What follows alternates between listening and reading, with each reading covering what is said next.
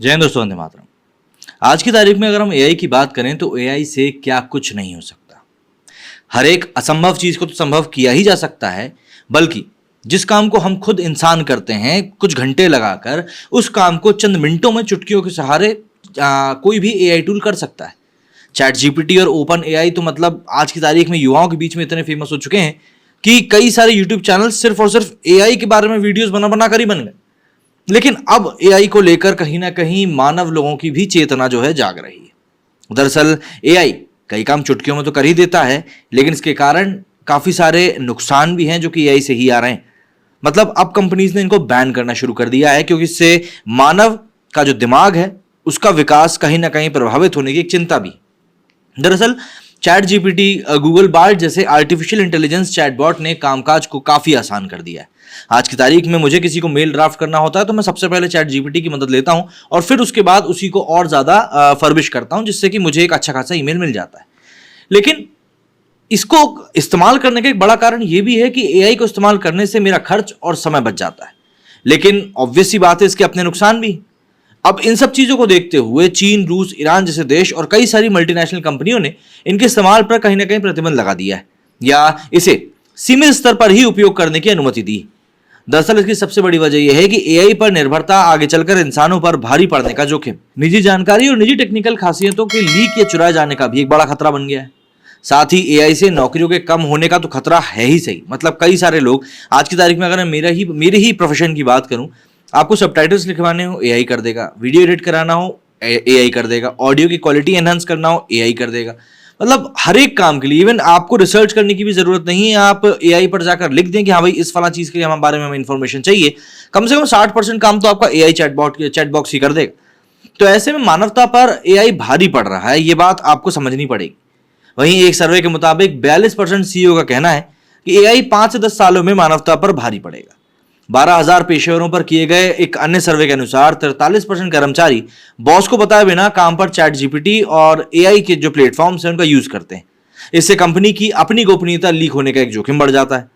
हाल ही में सैमसंग का एआई के यूज पर रोक लगाने की एक बड़ी वजह यही थी, जब उसके एक इंजीनियर ने गलती से कंपनी की अहम गोपनीय जानकारी चैट जीपीटी पर सार्वजनिक कर दी। दरअसल एआई प्लेटफॉर्म पर अपलोड की गई कोई भी चीज उन कंपनियों के सर्वर पर स्टोर हो जाती है।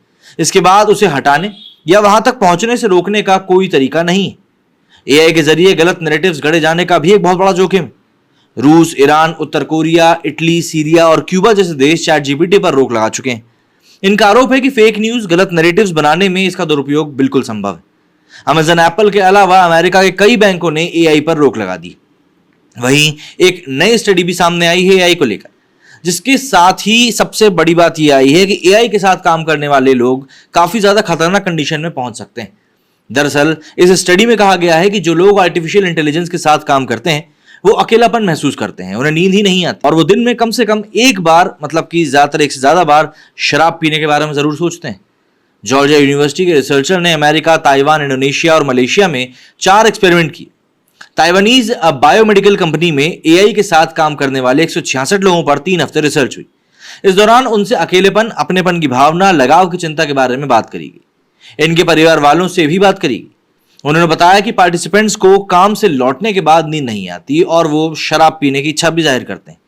जर्नल ऑफ अप्लाइड साइकोलॉजी में पब्लिश हुई रिसर्च में सामने आया कि एआई के साथ काम करने वाले लोग मदद करने के लिए हमेशा तैयार रहते हैं। रिसर्चर्स का मानना है कि ऐसा इसलिए क्योंकि ये लोग सामाजिक तौर पर एक्टिव रहना चाहते हैं, पर कहीं ना कहीं एआई उनके आड़े आ रहा है। ऐसे में ये लोग मदद करने के जरिए लोगों से इंटरैक्ट करने की कोशिश भी करते हैं। अमेरिकी, इंडोनेशिया और मलेशिया की प्रॉपर्टी मैनेजमेंट कंपनी और टेक कंपनी में हुए एक्सपेरिमेंट्स में भी यही रिजल्ट देखने को मिला। रिसर्चर पोक मैनटैंग कहते हैं कि टेक कंपनी जैसे कि एआई बनाती हैं जिनमें कि इंसानी आवाज वाला फीचर हो, जिससे इनके साथ काम करने वालों को ऐसा ना लगे कि वो मशीन के साथ काम कर रहे हैं। लोगों को ह्यूमन इंटरेक्शन का एहसास दिलाने के लिए काम किया जाना चाहिए। इसके अलावा लोगों को कम से कम जितना कम हो सके ना उतना कम समय एआई के साथ बिताना चाहिए। उन्हें सोशलाइज करने का मौका दिया जाना चाहिए। एआई का विकास बेहद तेजी से हो रहा है, लेकिन डेवलपर्स और रिसर्चर्स का मानना है कि एक दिन ये एआई इतनी ताकतवर हो जाएगी कि इंसानों के लिए उस पर काबू पाना मुश्किल हो जाएगा। सितंबर 2021 में बिजनेस इनसाइडर में प्रकाशित एक रिपोर्ट के मुताबिक जर्मनी के एक रिसर्च इंस्टीट्यूट मैक्स प्लैंक ने इस पर एक स्टडी करी थी। जिससे पाया गया कि इंसान एआई को उसकी मर्जी से फैसले लेने से रोक नहीं सकता। बिल गेट्स और एलन मस्क से लेकर स्टीफन हॉकिंग ने एआई को इंसानों के लिए खतरा बताया है। एक तरफ गूगल, फेसबुक से लेकर दुनिया की तमाम टेक कंपनीज इस तकनीक पर अरबों डॉलर खर्च कर रही हैं, तो वहीं चीन, रूस और अमेरिका जैसे देशों की सरकारें इसकी ताकत पर कब्जा जमाने में जुटी हुई हैं। वैज्ञानिकों का एक तबका इसे इंसानों की जिंदगी बदल देने वाली तकनीक बता रहा है, जो उसे रोगों से छुटकारा दिलाकर और लंबी जिंदगी की ओर ले जाएगा। दूसरी तरफ एक तबका ऐसा भी है जो कि इससे परमाणु बम से भी ज्यादा खतरनाक हथियार बता रहा है। अब एआई मानवता के लिए खतरा है। अभी ये वरदान जैसा जरूर लग रहा हो, लेकिन ऐसा नहीं। ये कहा है डॉक्टर जॉफ्रे हिंटन ने। इनके अलावा अगर हम एआई के गॉडफादर की बात करें तो वो भी यही कहलाते हैं। तो इससे आप समझ सकते हैं इसका इंपैक्ट कितना ज्यादा है।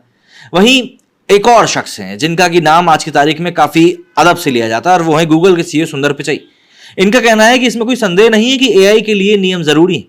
कंपनियां इसके इस्तेमाल की खुली छूट नहीं दे सकती, वरना ये चीज आने वाले समय में और भी ज्यादा घातक हो सकती है। वहीं स्टीफन हॉकिंग, जो कि वैज्ञानिक रहे हैं बहुत बड़े, उनका कहना है कि एआई सबसे बड़ी सफलता और खतरा बन सकता है। हम तैयार अगर नहीं रहे तो ये सभ्यता की सबसे भयावह घटना भी बन सकती है, क्योंकि एआई में इतनी ज्यादा ताकत है। वहीं एलन मस्क का कहना है कि अगर मुझसे हमारे अस्तित्व और मंडरा रहे सबसे बड़े खतरे का अनुमान लगाने को कहा जाए तो मैं सिर्फ और सिर्फ एआई का ही नाम लूंगा। वहीं व्लादिमीर पुतिन, जो कि रूसी राष्ट्रपति हैं, उनका कहना है कि एआई में अपार संभावनाएं और खतरे दोनों मौजूद हैं। जो इसमें लीडर बनेगा वो इस दुनिया पर राज करेगा। बस बात इतनी सिंपल है। तो एआई की जहां पर फायदे हैं वहीं पर नुकसान भी, लेकिन हमें इंसान के तौर पर यह समझना होगा कि हम एआई के ऊपर कहां पे लगाम लगा सकते हैं, क्योंकि अगर हम लगाम नहीं लगा पाए तो ऑब्वियस सी बात है चीजें जिस तरीके से आगे बढ़ेंगी उनको रोकना सिर्फ मुश्किल नहीं, काफी ज्यादा खतरनाक भी हो जाएगा। मेरे स्टूडियो फिलहाल इतना ही। जय हिंद।